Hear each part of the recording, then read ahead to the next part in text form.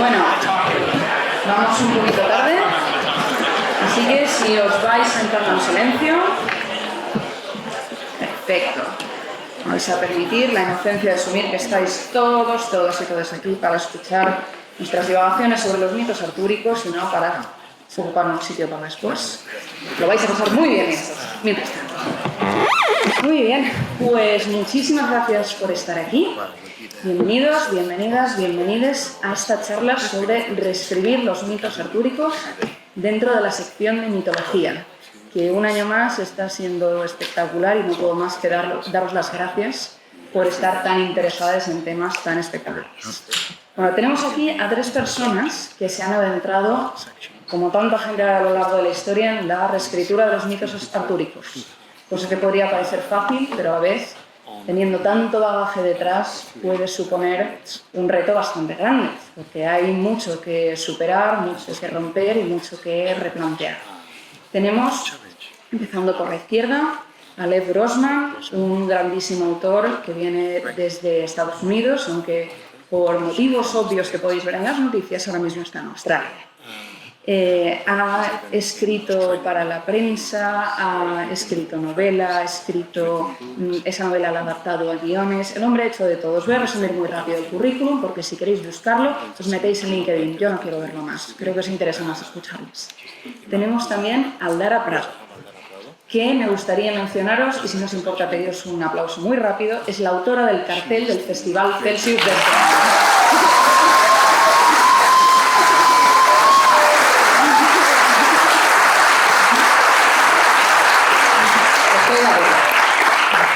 licenciada en Bellas Artes por la Universidad de Valencia, somos hermanas en eso. Es autora de cómic, es ilustradora, ha hecho un trabajo de ilustración bastante amplio, incluso ha hecho tatuaje, y la obra que nos trae, disculpad, no he mencionado, donde de Lev Grossman podéis encontrar la espada fulgurante, la flecha plateada. Aquí tenemos Nimue, su reinterpretación de Nimue, la dama del lago, de los mitos artúricos. Y aquí tenemos a Arantxa Serrano. Es novelista de muchísimas obras diferentes, una de las más famosas, Mannheim, pero la que tenemos aquí es dentro de las crónicas de Excalibur, algunos de los libros de la maga Morgana. Se ha dedicado a reescribir algunas figuras mitológicas dentro de varios cánones, como en los mitos nórdicos o en este caso los mitos artúricos. Por hacer un resumen muy rápido, porque podemos entrar pensando que, por supuesto, conocemos los mitos artúricos, esto es algo, en realidad, una de las grandes mitologías europeas, de las más antiguas y las más complejas que existen, lo que se llama la materia de Bretagne. La solemos poner en un tiempo pasado mágico indeterminado, pero en realidad existe incluso un contexto histórico que se ha tratado de ir hilando, aunque sea de cuáles son sus registros iniciales. El primero más antiguo que se tiene es el siglo IX, aunque puede estar disputado que sea el VI, una explosión de reescritura de los mitos artúricos en la Edad Media, con el amor cortés, con una nueva narrativa cristiana por encima, y cada época le ha ido añadiendo su visión. En el siglo XV, en la época victoriana, en algunos momentos en el siglo XX, donde hay una fascinación con la Edad Media, se descubre y se redescubre. Y parece ser que, como tantas otras mitologías, nunca se acaba, porque mientras la imaginación humana no acabe, es un campo inabarcable. Así que ahora voy a proceder a callarme y a mandar a estas personas tan inteligentes y tan interesantes una pregunta para ir abriéndose paso. Me gustaría que hablarais, desde vuestra perspectiva, de cuál creéis que es el corazón de los mitos artúricos. ¿De qué va esta historia? O dentro de todo este grupo de historias, ¿cuáles creéis que son los puntos de vista, los mensajes o los temas más importantes? Podemos empezar por ese extremo, vamos a ir. No, not me. Okay. Yes, you. For me, first and foremost, the story of Arthur is a story about a family. It's a story about fathers and sons, terrible fathers, and equally horrible sons. Arthur is a great king, terrible father, but also, of course, Morgan is his half-sister. It's related to Gawain as well. The family it sprawls in all directions and it's as toxic and dysfunctional as Succession, as any family we can name. For me, that's the heart of the story. Para mí es en primer lugar entre todo una historia acerca de la familia, una historia entre la relación sobre todo paterno-filial entre padres e hijos, un padre horrible que a su vez tiene un hijo que se convierte en un padre horrible. Arturo es un rey maravilloso, pero como padre es absolutamente horrible. Y Morgana es su hermanastra, o sea que lo de la familia está por ahí, igual que Gawain también es pariente. Es básicamente una historia acerca de una relación de poder y familiar tóxica, igual que lo podría ser la serie de Succession hoy en día, es acerca de una familia disfuncional totalmente. Bueno, para mí, tal y como yo me he acercado a los mitos artúricos y a la materia de Bretaña, ha sido desde un enfoque diferente, pero creo que igual de importante y de como un pilar dentro de todo lo que es la materia de Bretaña, que es la mitología y la cultura celta. Entonces, en mi caso, yo me he basado en las criaturas mágicas de Avalon, me he basado en la Dama del Lago y en toda la mitología y toda la magia que rodea Avalon. Por lo tanto, en mi caso, para mí lo que más me ha llamado siempre la atención y lo que más me ha llamado de la materia de Bretaña es ante todo la continuación y la reescritura continua de los mitos celtas, de las leyendas y de la tradición bretona. Bueno, pues para mí todo este material habla de una guerra entre dos religiones. Está la cristiana y están las antiguas creencias como decías tú, de los celtas que vivían allí, y cómo esos dos mundos están colapsando en un momento en el que el cristianismo está, digamos, aplastando las antiguas creencias. Entonces Arturo viene a conciliar esos dos mundos porque él es un mestizo, es por parte de padre, viene a, digamos, a representar a los anglos, que es esa parte, digamos, cristiana, pero tiene sangre antigua, porque su madre es Igraine, que también es de la sangre antigua, y su padre es Pendragon, ¿no? Y él encarna ese sentido de unión, de conciliación, de reunir a toda Gran Bretaña, a los anglos, a los sajones y a los bretones en un solo pueblo.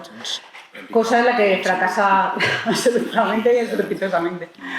Y por cierto que la antigua religión resulta aplastada por el cristianismo. Nunca os he visto todos. Una de las cosas que caracteriza a los mitos artúricos, como casi cualquier otra gran saga mitológica, es que tenemos una barbaridad de personajes entre los que escoger. Tenemos los que representan las peores, las mejores inclinaciones del ser humano. Tenemos para todos los gustos. Pero de las 1000 reinterpretaciones que ha habido, me gustaría preguntaros cuál de ellos creéis que ha sido peor tratado o que merece más justicia o la tiene aún pendiente a la hora de contarlos. Y no necesariamente un personaje que es muy malo, muy malo, muy malo, porque eso puede darnos unas narrativas que sean muy interesantes y que hagan al personaje más fascinante. Pero ¿de qué personaje aún puede haber una historia muy interesante?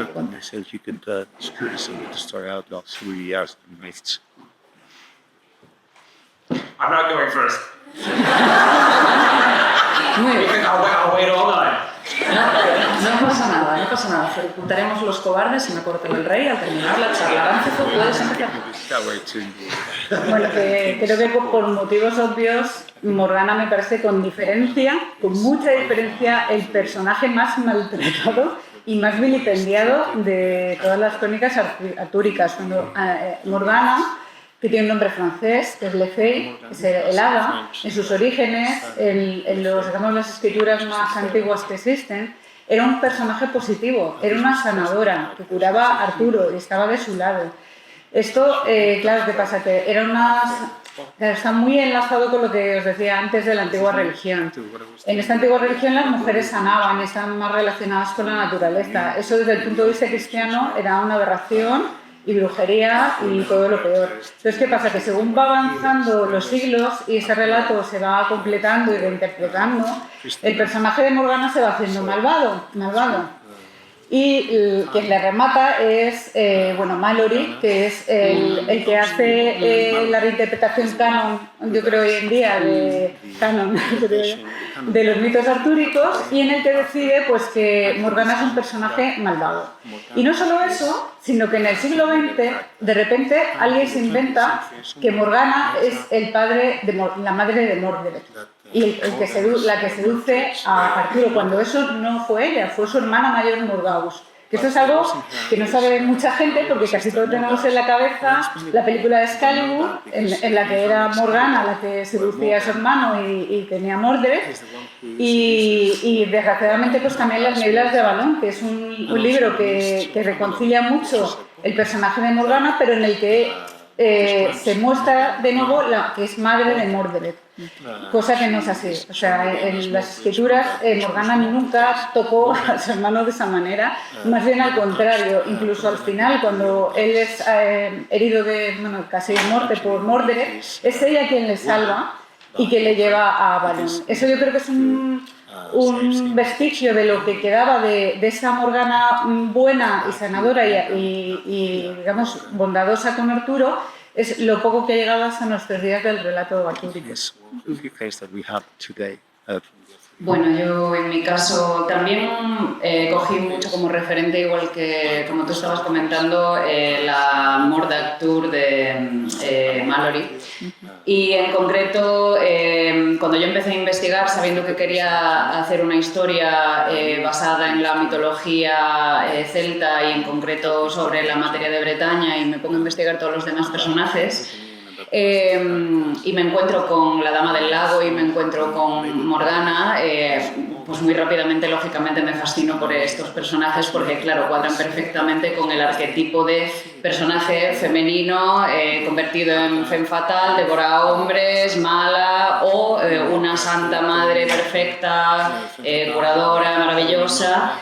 Y, por ejemplo, en el caso de Morgana decidí quedarme en un espacio más gris en el que hay luces y sombras, y no es ni una villana insoportable ni una madre benevolente, sino una persona a la que le han pasado muchas cosas y tiene sus razones no necesariamente justificables para hacer lo que hace en la reinterpretación que he hecho.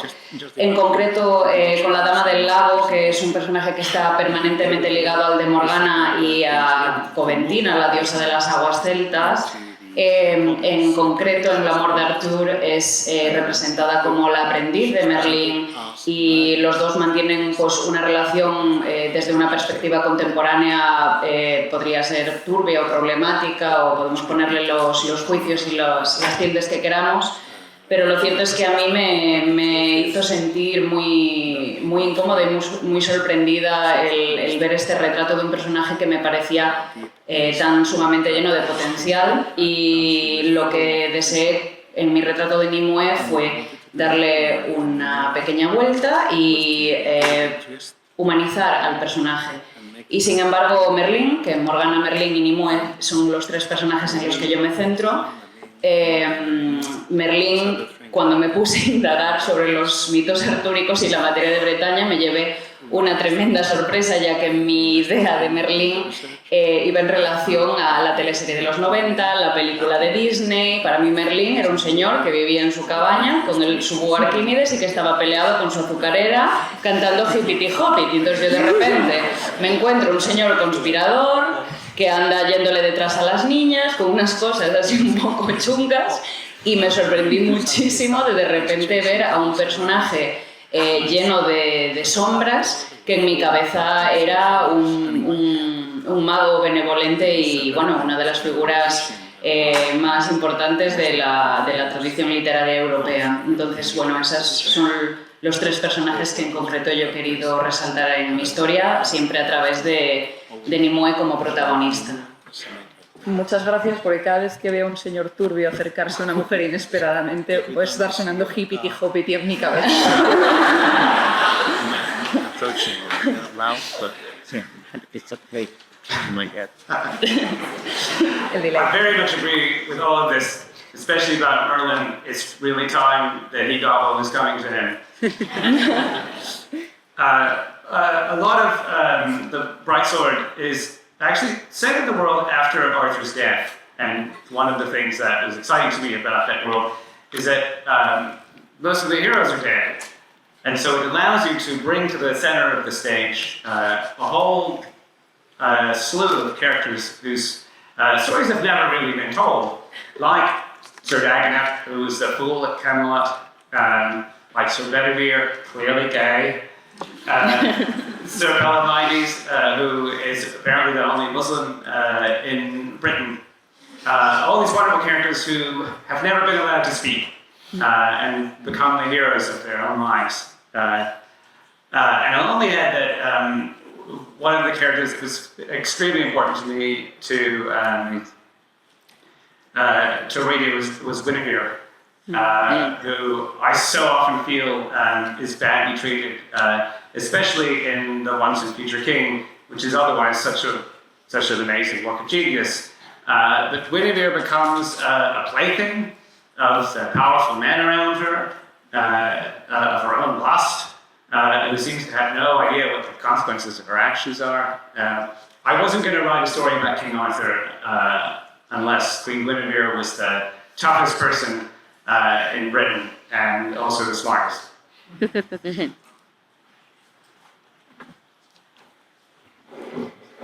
Pues estoy de acuerdo con todo lo que han dicho mis compañeras hasta ahora y la verdad es que sobre todo en lo relativo a Merlín, que es un pervertido que se merece todo lo que le pase.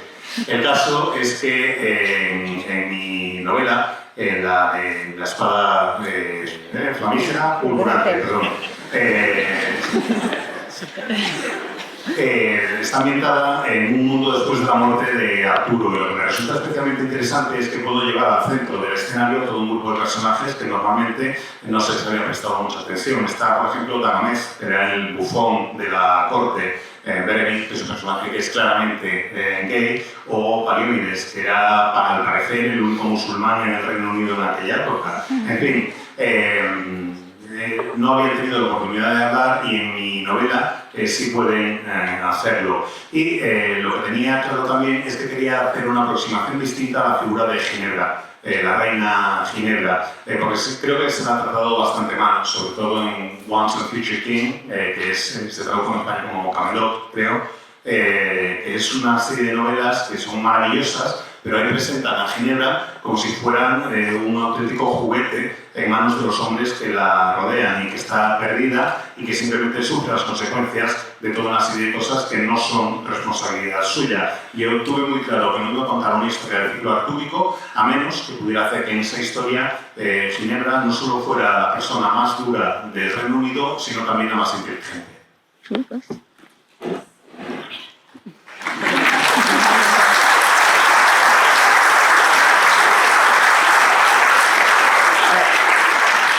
Agradezco el entusiasmo, pero cortaos con los aplausos porque si no se nos come la charla y luego viene otra que no nos van a dejar quedarnos. Bueno, ahora me gustaría hablar un poco de vuestro trabajo abordando los mitos artúricos porque, claro, como comentaba al principio, tenemos siglos y siglos, prácticamente un milenio y medio, de reescritura de estos mitos. Ya no es que tenga un canon, es que ha tenido muchísimos diferentes. Hablabas tú, Arantzazu, de que originalmente este personaje tenía esta versión, Urgos era así, Morgana era así. Realmente lo que nos encontramos también en cualquier mitología es que el canon está en constante cambio y lo que llamamos canon es más bien lo que alguien en algún momento ha puesto sobre papel y por circunstancias se ha hecho extremadamente popular, pero realmente está en nuestras manos. Y que yo sepa, no van a venir escritores de la tumba a cortárnoslas y a decir, no, esto no se puede escribir así. Entonces, me gustaría que hablarais de vuestro enfoque en la reescritura, cómo abordáis he aquí una historia de 1500 años, ¿qué voy a hacer con ella? 100. Bueno, pues en el caso de las crónicas de Excalibur, que bueno, como sabéis es una colección que sacó RBA de más de 70 libros, se hizo desde un enfoque muy didáctico y muy puro. Es decir, que teníamos que ir a las fuentes principales medievales y reinterpretar en un lenguaje narrativo actual pues todos esos mitos. Es un poco, y además bueno, pues el libro no solo cuenta la narración, sino que también tiene una parte de explicación de ensayo al final. Bueno, pues como hacen casi todos los libros estos de RBA, igual que los de mitos nórdicos. Entonces, bueno, pues nosotros, eso es lo que hicimos, nosotros fuimos a la fuente primigenia, no nos dejamos contaminar por todo lo que se había hecho durante el siglo XX, sino que fuimos a los textos medievales, a la Vulgata, a Malory, y entonces, bueno, pues ahí es donde me llevé la sorpresa de saber que nos habían contado una gran mentira en este siglo y que la historia estaba completamente distorsionada. Lo que ahora es canon realmente no se corresponde con lo que era. Yo tengo que disentir en lo de la reina Ginebra. Tengo que decir que en los textos que yo leí, por supuesto que no era una mujer florero, era una mujer empoderada porque era la única hija del rey Leo de Garance y tenía bastante presencia y bastante, por decirlo así, capacidad de decisión en una época medieval. Pero, bueno, perdona que insista con esto de la religión, pero yo como defensora de lo pagano me molesta mucho el tema de la defensa por parte de Ginebra del cristianismo. Que, entonces, claro, que eso le lleva a la enemistad con toda la parte, digamos, de Antigua, ¿no? Pero bueno, yo en este abordamiento, esta actualización de los textos medievales, bueno, yo he tratado de ser ecuánime y justa y eso, no he renunciado, por ejemplo, a esa imagen de la reina Ginebra como una mujer que tiene un peso importante en la corte. Y no solo es la damisela en apuros, que hay que honrar y respetar, como pensaría, por ejemplo, Lancelot. Pero bueno, yo en mi interpretación, las mujeres desde luego tienen mucho peso, tanto en el lado de Morgana, Nimue, como en el de la reina Ginebra. En mi caso, yo, por ejemplo, buscaba ante todo aportar, dentro de lo que mis capacidades me permitían, una versión nueva de Nimue o cercana a una sensibilidad más contemporánea, a pesar de que, igual que ella comentaba, yo también decidí centrarme sobre todo en los textos de Malory Steinbeck y Chrétien de Troyes. Preferí irme hacia ahí y obviar las versiones del siglo XX, no porque me resulten innecesarias, de hecho me parece bien que estén ahí. Por ejemplo, archi mega conocidísima versión de Disney es una de mis películas de infancia favoritas, me parece una maravillosa película. Pero lo cierto es que al investigar y al encontrarme con todos estos retratos que eran tan diferentes de las imágenes que teníamos en nuestra cabeza dentro del canon que se ha ido construyendo en el siglo XX, pues busqué recuperar, por ejemplo, ese Merlín más medieval, ese Merlín más chungo, y en el caso de Nimue, pues me centré mucho en, como he dicho antes, todo lo que es la mitología celta y su identidad plural como diosa animista de las aguas, ¿no? De hecho, la propia espada de Excalibur, una de tantas ideas que se tiene, es que la idea de esta espada como concepto viene de las espadas que los celtas entregaban a los lagos, arrojaban a los lagos como ofrendas a la diosa de las aguas, que era venerada en Galicia, aquí en Asturias, en partes de la Bretaña francesa, Irlanda.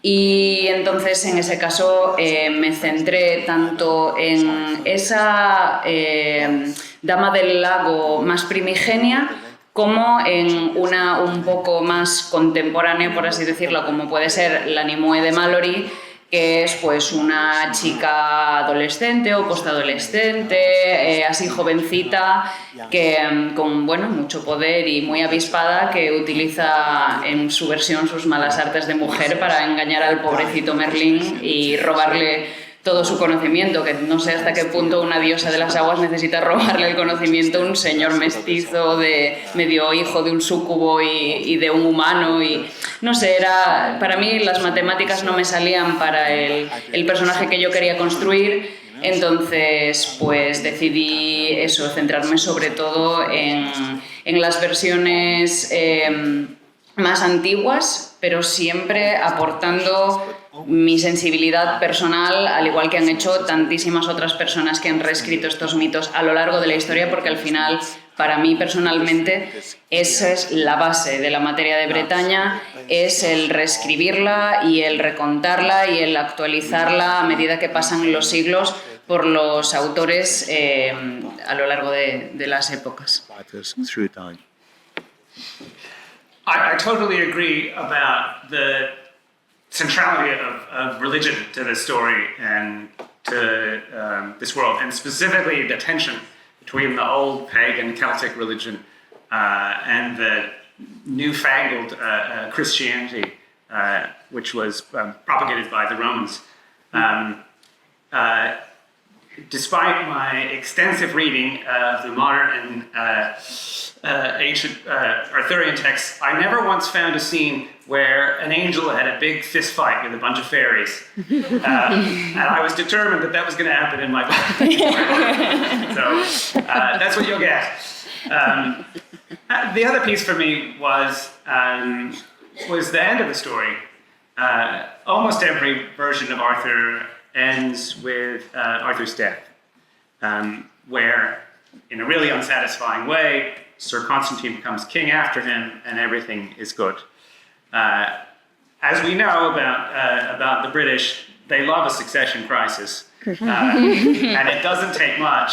Arthur's got no surviving kids, so of course the realm is going to fracture. I wanted to tell that story partly because it was cool, and partly because life doesn't end. Arthur dies, but everybody else has to live on. Their lives don't end with Arthur's tragedy. They have to figure out how to survive in this world where the sun around which everything revolved has gone out. I thought it was interesting to kind of keep the cameras rolling after Arthur dies, because then you get a story that's a tragedy, but it also becomes about how do you survive after the end of everything.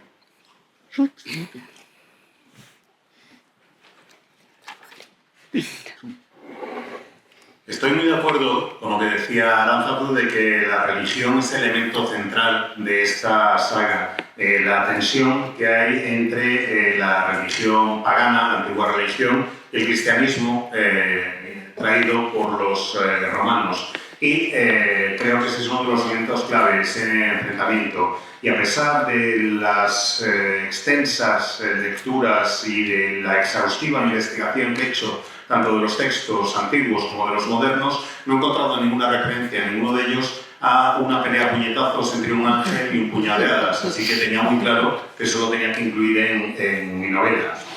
Otra de las cuestiones que hice fue el ver que la historia casi siempre acaba con la muerte de Arturo. Eso es el elemento en el que se ven casi todas las versiones. Y a mí no me resultaba nada satisfactoria la solución. Arturo muere, designan a Constantine como su sucesor y ahí está, el nuevo rey y tan contentos todos. No, a los británicos hay algo que les pirra, es una crisis sucesoria en el trono. Así que tenía muy claro que al no tener descendencia directa a Arturo, iba a fracturarse el reino. Y quería explorar la idea de que la vida no se acababa con la muerte de Arturo, de que la vida seguía adelante para aquellos que le habían sobrevivido.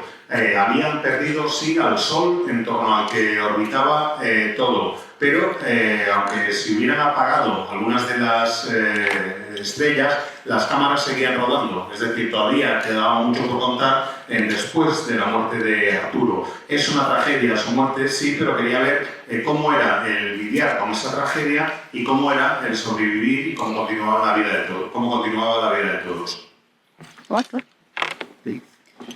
Bueno, y ahora, antes de guardar un poco de tiempo por si el público tiene alguna pregunta, me gustaría lanzaros alguna más. Por cierto, Lev, si te gustan las crisis de sucesión, te va a encantar la historia de España.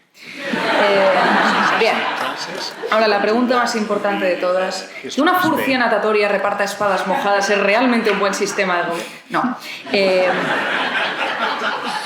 Habéis hablado de muchas versiones diferentes, en momentos diferentes de la historia, que nos han dado diferentes historias con muchos conflictos variados de los mitos artúricos. Hemos hablado de tensión entre cristianismo y paganismo, entre una religión apartando y destruyendo a otra, en vez de optar por el sincretismo.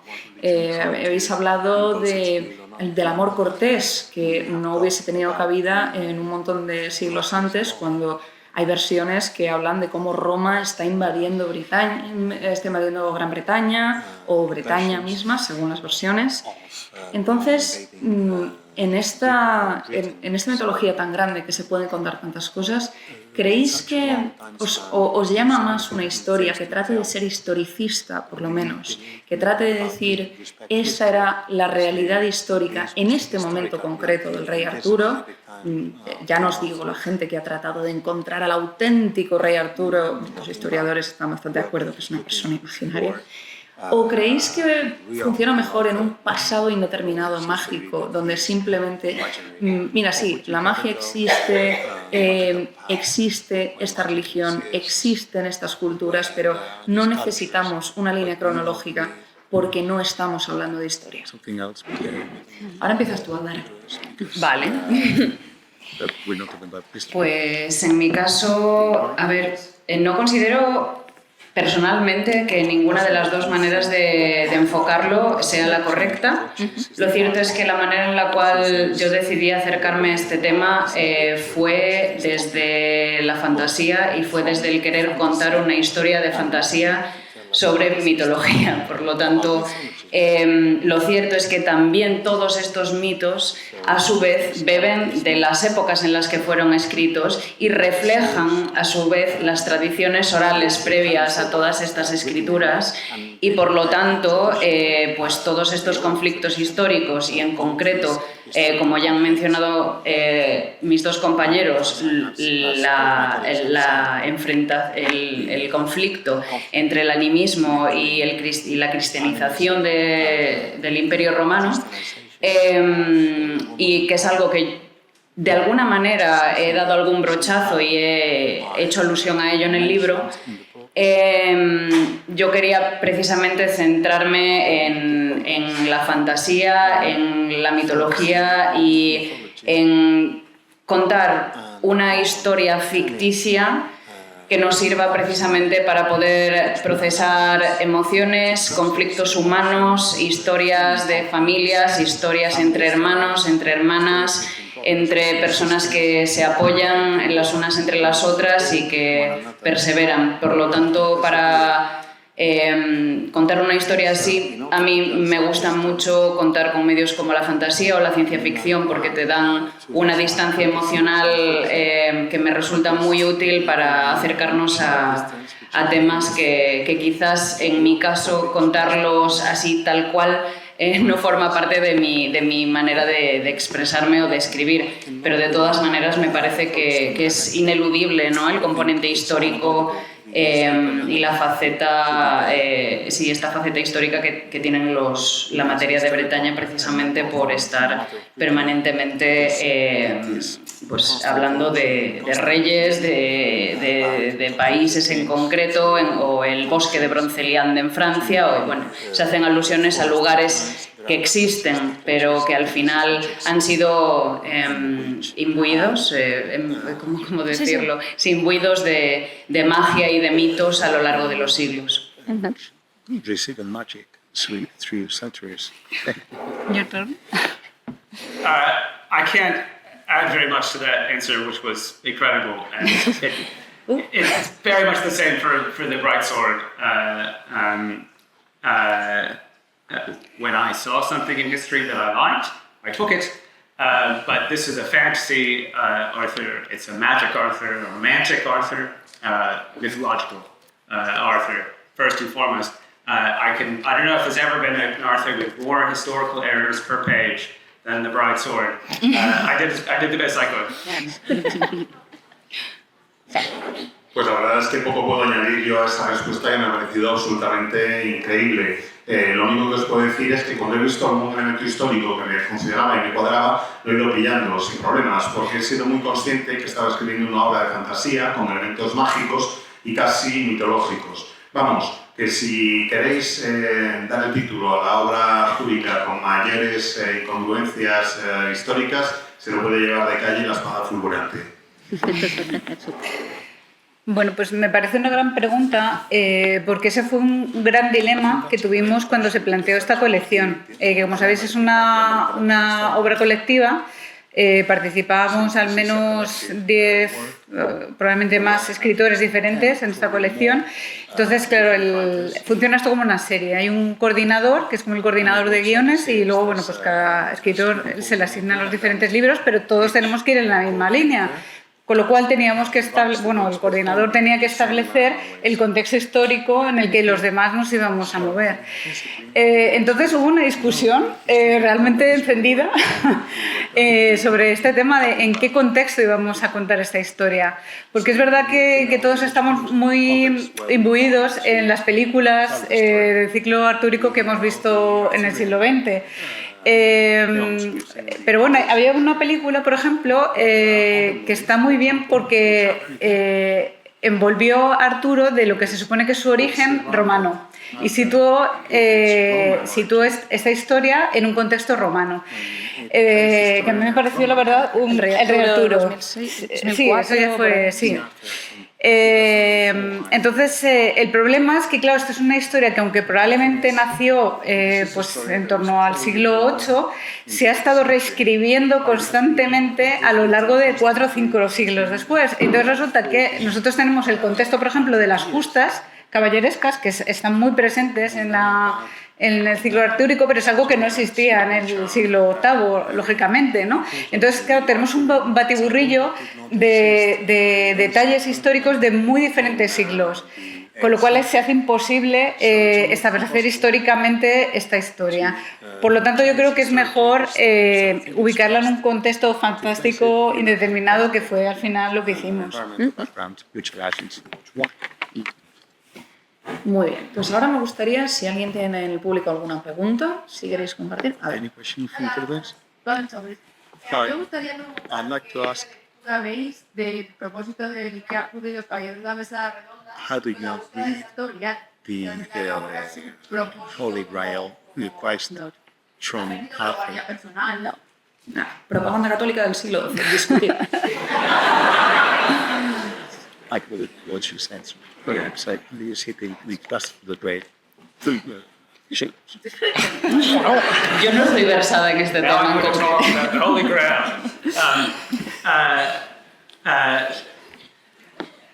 All I'll say about it is before I got serious about telling the story of Arthur, I thought that the story of the Holy Grail was the greatest adventure that the Knights of the Table ever went on.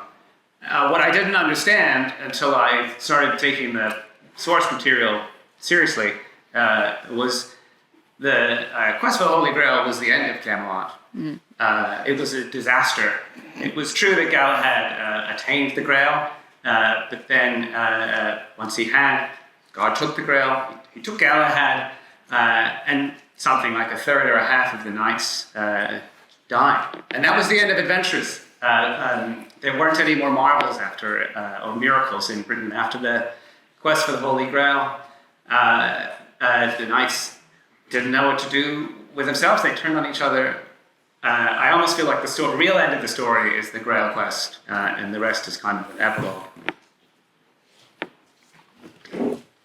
Pues lo único que puedo decir acerca del Santo Grial es que antes de empezar a investigar en serio los mitos y el ciclo artúrico de Bretaña, Yo pensaba que lo del Santo Grial era la mayor aventura que habían vivido los caballeros de la Mesa Redonda. Y en realidad, si te lo planteas en serio, supone el final de Camelot como tal. Es un auténtico desastre. Aunque Galahad se hace con el Grial, cuando lo consigue, Dios recupera el Grial y se lleva con él a Galahad y entre un tercio y la mitad de los caballeros de la Mesa Redonda. Y además supone el final de la aventura en tanto en cuanto no va a haber más milagros ya en Bretaña. Después de que consigan el Grial y desaparezcan la mitad de los caballeros, la otra mitad no sabe muy bien qué hacer de sus vidas y acaban peleándose unos con otros. Por eso creo que el Grial en realidad supone el final de la saga prácticamente y que todo lo que ocurre después es casi inevitable.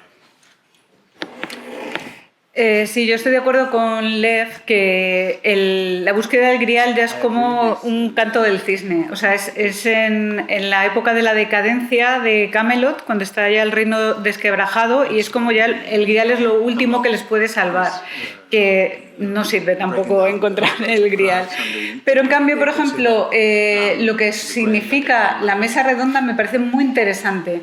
Porque es una idea muy democrática, que en el fondo, aunque hay un rey, que es obvio que es el líder, que es Arturo, que en el fondo está ahí porque significa la unión que tanto se ansía de Gran Bretaña, la Mesa Redonda les iguala y cualquiera se puede sentar al mismo nivel. Esa idea me parece muy moderna y muy interesante. Clara no... Yo no estoy versada en este tema. No pasa nada, el Santo Grial sirve para chupito. Yo no estoy versada en el Santo Grial. ¿Alguien más tiene alguna pregunta? Sí, creo que hay alguna. Cuando los textos son... When, ¿Cómo se puede decidir entre textos how did you decide de la misma antigüedad? if a text is the same bunch than another one of a contradicting version? Specifically in this confrontation of things. Hablar del cretino de Troyas. Yo en mi caso In my cogí las versiones que más me servían para el tipo de historia que yo quería contar. Entonces, yo tenía muy claro que quería contar una historia de crecimiento personal de este personaje. Entonces, de todo lo que investigué, cogí, como ya comenté antes, las de Chrétien de Troyes, Malory y Steinbeck.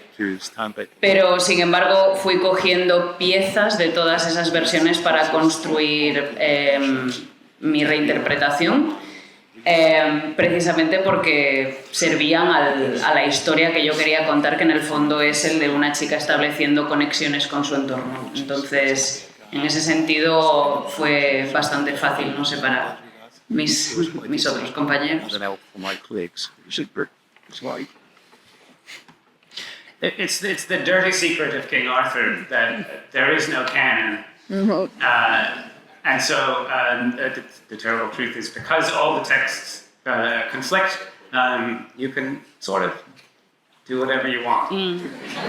Sí. El secreto oscuro de los mitos artúricos es que no hay un canon y como los textos entran en contradicción entre sí, no te quedas con que quieres. Correcto. Bueno, pues en mi caso, como era una obra de encargo, en la que yo tampoco tenía decisión en ese sentido, cuando encontrábamos textos que se contradecían entre sí, pues teníamos que consultarlo. Nosotros hacíamos nuestra propuesta personal y luego ya era el coordinador el que decidía qué camino tomábamos. Pero vamos, casi siempre Malory se imponía. Bueno, tenemos tiempo para una pregunta más, si es rapidita. La camiseta azul. El mito de Arthur es muy conocido. Arthur's myth is very well known. There are several myths in Latin America region. Conocido, revisado, escrito, son las cosas. Hay cosas parecidas en otros. Se sabe si hay algo parecido en el mito artúrico en otros lugares del mundo. You know, similar things to the Arthurian myth. Bueno, por ejemplo, muchas de las leyendas japonesas tradicionales, que tienen también un fuertísimo componente animista y de, pues, ¿cómo se le llamaría? Religiones paganas, al final también, en concreto, pues beben mucho de toda la mitología y toda la tradición oral de las historias contadas en el país a lo largo de los siglos. En mi caso, por ejemplo, creo que dibujaría ahí un paralelismo un poco cogido por pinzas, pero que también hay ahí una tradición muy fuerte con toda la historia de Amaterasu y todas estas figuras que componen el panteón del shintoísmo en Japón, y que en concreto yo, al centrarme en mitología, veo muchos paralelismos, porque al final el animismo siempre acaba por pasar por deidades que responden a los elementos, que responden al sol, a la luna, al agua, a la tierra, al viento, y en mi caso pues dibujaría ese paralelismo. Bueno, pues yo diría que la historia de Arturo es el héroe nacional por excelencia de cada lugar. O sea, igual que en Francia está la chanson de Roland, en España tenemos al Cid, en Dinamarca tenían a Beowulf. Claro, cada uno tiene su héroe nacional. Entonces, el héroe nacional de Gran Bretaña indudablemente era Arturo. Más allá, pues tampoco lo he pensado mucho, pero probablemente en la mitología azteca y, pues como dice ella, en Japón, en China, todo el mundo tiene su héroe nacional, ¿no? All I've done for the past 10 years is read books about King Arthur, so actually I don't know the answer to the question, but it's a great question. I'd like to know. Me temo que a lo largo de la última década lo único que he hecho es leer libros acerca del rey Arturo, así que no puedo responder a la pregunta, aunque está muy bien. Por aportar, si quieres buscar, en la mitología china existen muchos emperadores que algunos tienen base histórica y que están elevados casi a nivel divino, con lo cual hay ciertos paralelismos. Bueno, nos vamos a quedar sin tiempo, así que os recuerdo que Lev, Aldara y Arantzazu van a estar firmando en la carpa de firmas. Muchísimas gracias por venir, muchísimas gracias por estar aquí.